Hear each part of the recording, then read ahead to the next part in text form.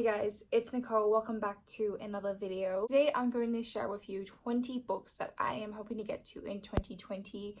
This list is composed of books that I think are going to help me branch out with my reading. So I've selected different genres. So there's going to be non-fiction, classics, science fiction, and translated books. I'll start off with the science fiction category. I read a lot of fantasy and I really neglect science fiction. So the first of the 5 science fiction books that I want to read is Dune. This would also count as a classic because it is a classic sci-fi novel. I go into this one with as little knowledge as possible. I am a little bit intimidated by this, not because of the size. I mean, the size is big, but I think the language might be a little bit difficult and the story might be a little bit dense because it is older. I'm going to get into science fiction this year. Why not start big and start with a classic like Dune? Now the science fiction I'm hoping to get to is A Close and Common Orbit by Becky Chambers. This is the sequel to The Long Way to a Small Angry Planet, which I read last year and I loved it. It was so good. I highly recommend it. What really made it was the characters. There's a couple of human characters, but most of them are from different alien species that Becky Chambers has made up. But what was so fantastic was the discussion that she included. Like, there are multiple queer characters and there were so many characters that just commented on our social standings and our typical social ways. There were so many times where she was poking fun at kind of how ridiculous the things we humans do. I believe this follows a new cast of characters, but it's set in the same world. A sci-fi I really want to get to that I don't own is Children of Time. I've heard just incredible things about this. It's first contact with aliens, and I believe the aliens are like giant spiders. I then also have Annihilation. This book I've been intrigued about for a while. There is a movie out with Natalie Portman, but I haven't watched it. I believe this is a biopunk novel. So I read a biopunk novel last year as well. Let's move on to classics. First one I'm hoping to read is Emma by Jane Austen. I love so many adaptations of Emma. Like, I love Clueless. It's one of my favorite movies. And I was obsessed with, do you guys remember that YouTube web series called Emma Approved? And there was also the Lizzie Diaries, but I preferred Emma Approved. Box have 2 X's. Because it's fancy. It's stupid. You're just jealous because you only have 1 X. I am not. Alex, the hottest boring accounting guy this summer. You just called me hot. If you haven't watched it, I'll link it down below. I highly recommend it. I want to read this, and I actually ordered this when I originally watched that, and then I never read this. So this needs to happen, and then I might go back and watch Emma Approved again. I then have Rebecca. This edition is an older leather-bound one that belonged to my mum.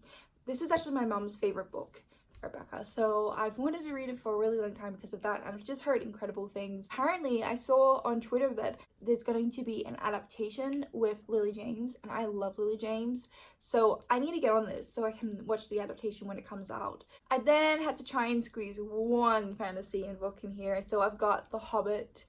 I haven't read any of The Lord of the Rings, and I feel so ashamed. Like, I feel like people sometimes call me out because I'm like, yeah, I love fantasy, and they're like, oh, so you've read Lord of the Rings? And I'm like, no. So, like, let's start here.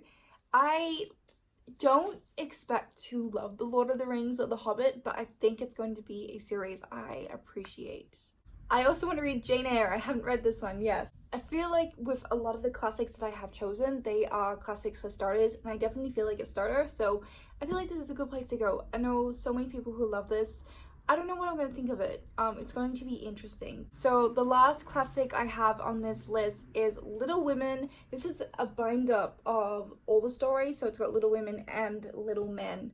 I have no idea what Little Women is about. So now for the non-fiction books I'm hoping to get to. The first one I really want to get to is Just Mercy. I actually ordered this book years ago when I first heard about it, and it got lost in the mail, so I never ended up reading it. It's about the criminal justice system in America and the injustice of it towards Black Americans.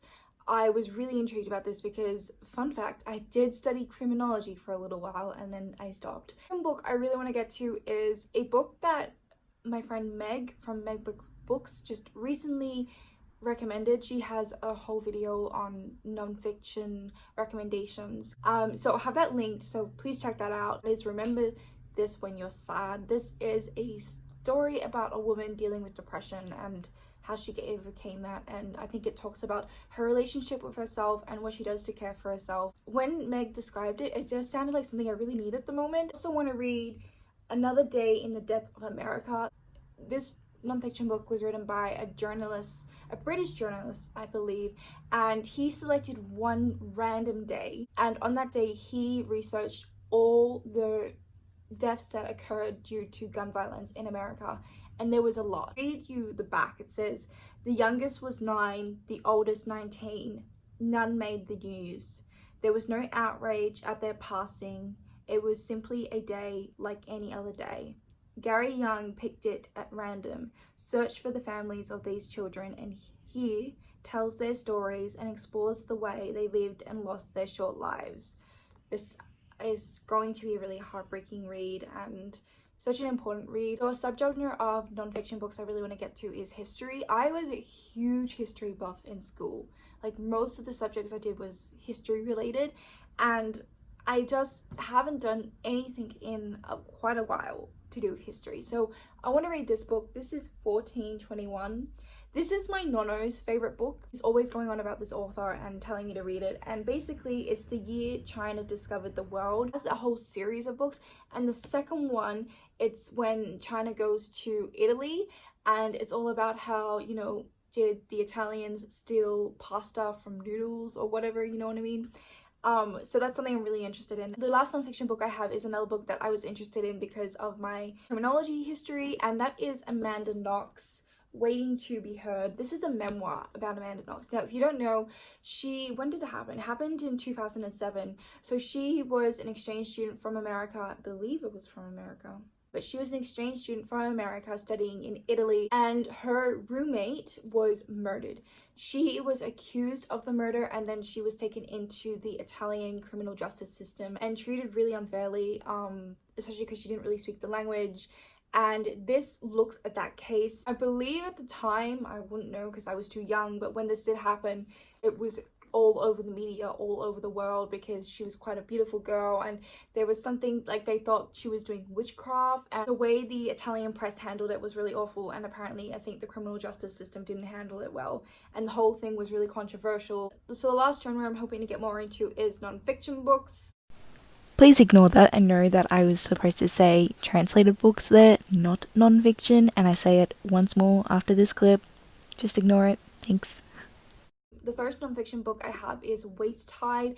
It follows a girl who's called the Waste Girl, and she like scavenges and collects waste in the dumps. I was originally so captivated by this cover. I think it's stunning. I believe it's kind of like a dystopian novel, and it's set in China. So I'm excited. I also really want to read Pachinko. I've wanted to read this since it first came out. This is translated from Korean, and I believe it's a multi-generational story that follows one family, and it's all to do with the Japanese occupation with Japan and that whole conflict. I meant to say the Japanese occupation of Korea, not the Japanese occupation of Japan. That makes no sense. Which is an area of history I know a little bit about just because I have Japanese and Korean friends, but I don't know a lot, so I'm really looking forward to learning more about it. I'm then hoping to pick up The Angel's Game, which is the sequel to The Shadow of the Wind. I read The Shadow of the Wind in December. It's one of those books where it's about loving books. Just the writing was stunning. This is translated from Spanish, I believe. Looking forward to seeing what this book is about. I don't know. Really want to get to as well The Grace of Kings by Ken Liu. This is translated from Chinese. I heard this being described as the Chinese Game of Thrones, I believe. This is referred to as a silk punk novel book. So I'm intrigued. I've never read a silk punk, so this is going to be different. I really need to read more fantasy from different cultures because I do read a lot of fantasy from Western cultures. Last translated book I'm hoping to get to is A Man Called Uwe. This book follows an old kind of grumpy man who's quite isolated. His wife died some years ago and he's living alone. He has these new neighbors move in, and I believe it's about their relationship. This just sounds like it's going to be a really heartbreaking but also at the same time heartwarming story. I've heard incredible things. So many people have read this on and off BookTube, and I don't think I've ever heard bad word about it. So I'm really looking forward to it. So those are the top 20 books I'm hoping to read in 2020. Please let me know what's in some books you are hoping to get to in 2020, and I hope that you're enjoying whatever you're currently reading, and I will see you next time. Bye!